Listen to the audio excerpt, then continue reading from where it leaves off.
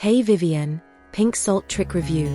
This is the new pink salt recipe that took me from 179 to 126 pounds in just 2 weeks.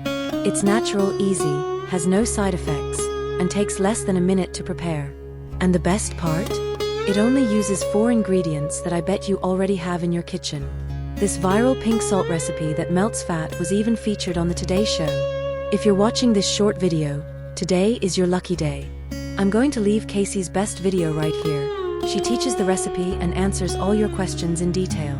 In the very first 60 seconds of the video, you'll learn the right way to make this recipe, completely free.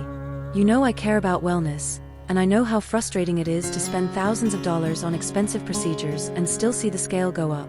That's why there's nothing better than letting Casey, who's transformed the lives of thousands of women, teach you this recipe too. Want to try it at home?